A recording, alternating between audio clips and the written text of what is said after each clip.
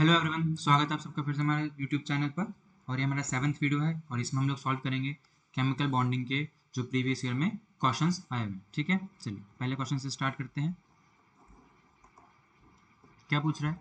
2022 में क्वेश्चन आया हुआ है, मैच करना है कॉलम फर्स्ट को कॉलम सेकंड से। क्या दे रखा है? मॉलिक्यूल्स दे रखे हैं और हाइब्रिडेशन दे रखा है। SF4 आप सबको पता है सीसॉ स्ट्रक्चर होता है, एक एफ ऊपर एक एफ नीचे, दो एफ प्लेन में, और यहाँ पे क्या होता है? Linear lone pair. कितने सिग्मा बॉन्ड है? 4। और एक क्या है? Lone pair. कितना आ गया? 5। और 5 के लिए क्या लिखते हैं अपन? हाइब्रिडाइजेशन संकरण sp3d। मैंने संकरण बता रखा है कैसे कैलकुलेट करते हैं हम, सिग्मा प्लस लोन पेयर। तो देखो SF4 का क्या है? sp3d, फर्स्ट का सी, फर्स्ट का डी, फर्स्ट का सी, फर्स्ट का डी, फर्स्ट का सी, तो ये कट गया, ये कट गया। आगे बढ़ो, सेकंड का ए, सेकंड का ए कैलकुलेट करने की जरूरत नहीं है। थर्ड का क्या दे रखा है? बी और ई। थर्ड का बी या फिर ई, ऑब्वियसली बात है NO2 प्लस अपन को सबको पता है कैसा होता है, लीनियर होता है। तो एक सिग्मा दो सिग्मा, और दो सिग्मा के लिए क्या लिखते हैं अपन? sp। तो जो थर्ड का ऑप्शन क्या आ जाएगा? ई। थर्ड का ऑप्शन देखो ई किसमें है? इसमें। तो आंसर नंबर क्या हो जाएगा हमारा? 4। ठीक है, चलिए नेक्स्ट क्वेश्चन देखें हम। क्या बोल रहा है? इलेक्ट्रॉनिक कॉन्फ़िगरेशन दे रखे हैं दो एलिमेंट के ए और बी के। तो क्या पूछ रहा है? Molecular formula. ए और बी का इलेक्ट्रॉनिक विन्यास दिया गया है। तो क्या पूछ रहा है? यौगिक का आणविक सूत्र। देखो कितने इलेक्ट्रॉन है टोटल? दो, दो चार, 10, 12, 15। तो कितने हैं? 15। मतलब जो ए है वो क्या है हमारा? फॉस्फोरस है। ठीक है, क्योंकि एटॉमिक नंबर कितना है? 15। इसको कैलकुलेट करो, कितना आ रहा है? 10 और 2 17। कितना आ रहा है? 17। 17 क्या होता है हमारा? हेलोजेंस होते हैं। और हेलोजन 17 में कौन आता है हमारा? Cl। तो आप सबने पढ़ा है P कैसे फॉर्म बनाता है? PCl3 या फिर PCl5। PCl3 को कैसे लिख सकते हैं अपन? AB3। तो इसका आंसर क्या हो जाएगा हमारा? AB3। कुछ नहीं करना, एटॉमिक नंबर निकालना है और क्या निकालना है फिर उसके बाद मॉलिक्यूलर फॉर्मूला। क्यों? क्योंकि कैसे टूटता है ये? P+3 हो जाएगा और 3Cl-। ठीक है, चलिए नेक्स्ट क्वेश्चन देखिए, ईजी था। The pair of species having same bond order. तो मैंने बता रखा है इसका फॉर्मूला, स्पीसीज का वैल्यू जिसमें बंध क्रम समान है। तो अपन क्या देखते हैं यहाँ पे? नंबर ऑफ वैलेंस इलेक्ट्रॉन, और यहाँ पे क्या लिखते हैं अपन? Bond order.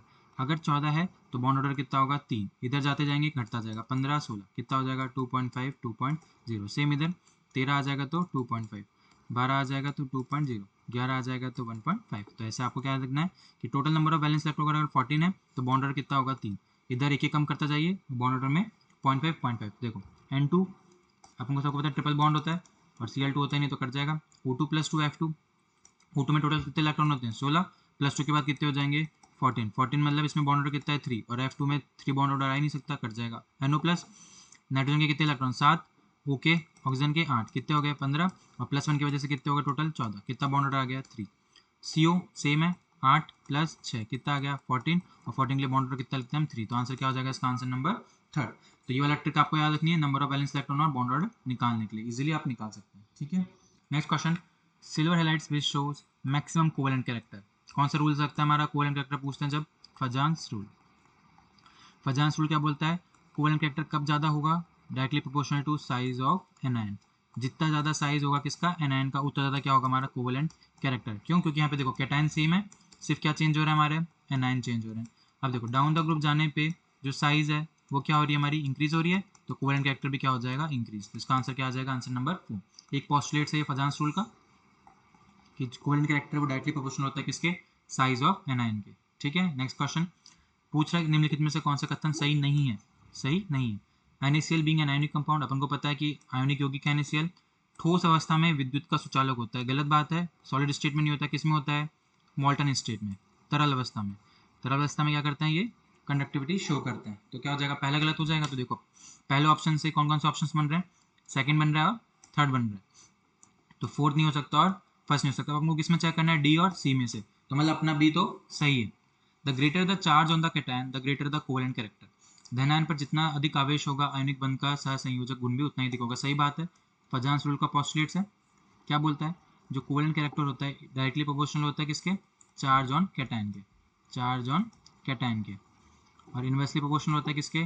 Size of cation के। ठीक है, सबने पढ़ा हुआ है। तो देखो सी भी सही है, बी भी सही है। गलत कौन है? ए और डी। तो ऑप्शन नंबर क्या आ जाएगा इसका? Answer number second. ठीक है, नेक्स्ट क्वेश्चन देखें। क्या पूछ रहा है? मॉलिक्यूल्स दे रखे हैं शेप, और साथ में पूछ रहा है उनका संकरण। सबको पता है टेट्राहेड्रल क्या होता है हमारा? sp3। लीनियर क्या होता है? sp। ऑक्टाहेड्रल क्या होता है? sp3d2।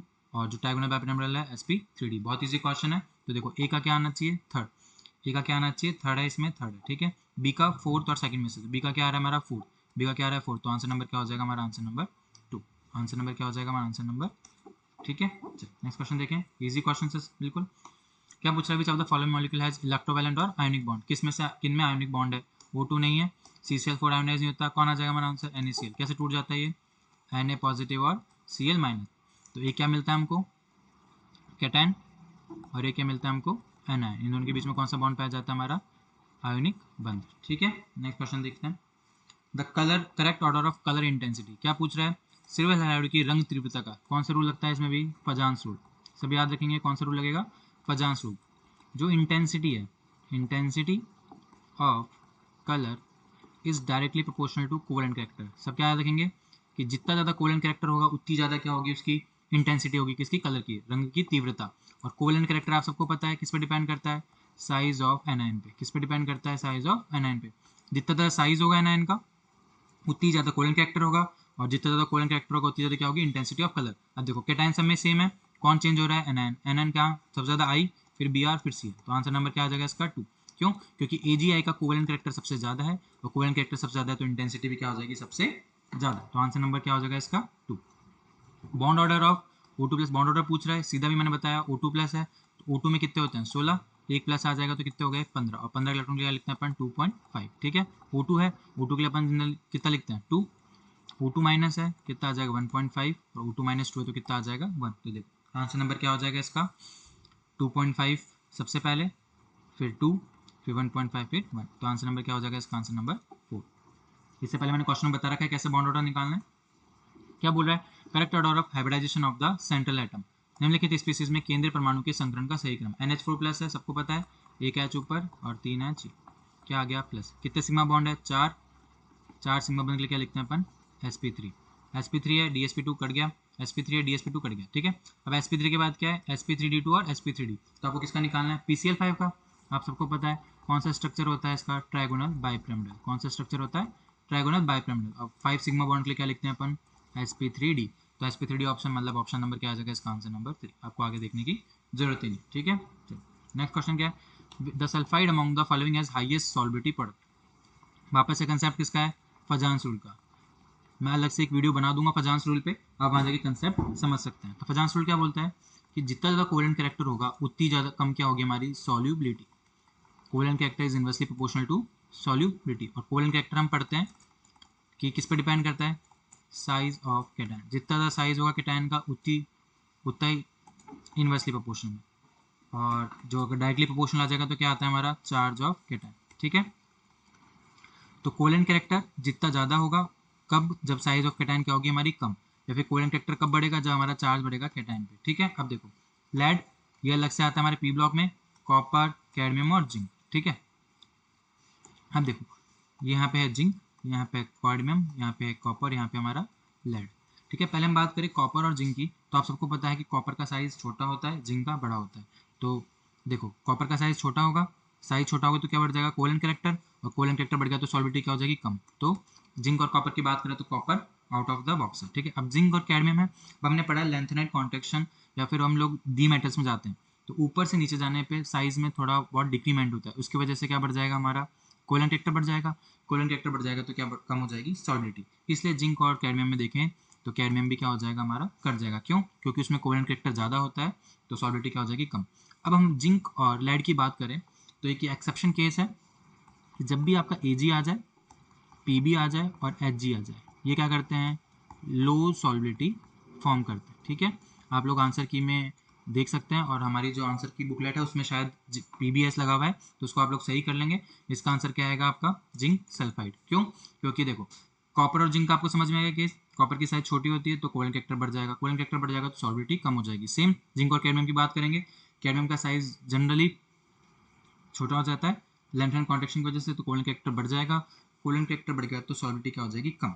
अब जिंक और लेड की बात करें तो होना किसका ज़्यादा चाहिए था वैसे Pb का, क्यों, क्योंकि जिंक में क्या है हमारे inner pseudo inert gas configuration है, और आपने पढ़ा है कि जब सूडो गैस इनर्ट कॉन्फिग्रेशन आता है तो कोवेलेंट कैरेक्टर बढ़ते हैं, सॉल्बिलिटी क्या हो जाती है कम। लेकिन इस केस में जिंक की ज़्यादा है किससे, लेड से, याद रखेंगे एक्सेप्शन केस है किसमें Ag सॉल्युबल नहीं होता है, Pb सॉल्युबल नहीं होता, मरकरी सॉल्युबल नहीं होता है, ठीक है। तो आपके ये क्वेश्चन थे किससे, केमिकल बॉन्डिंग से।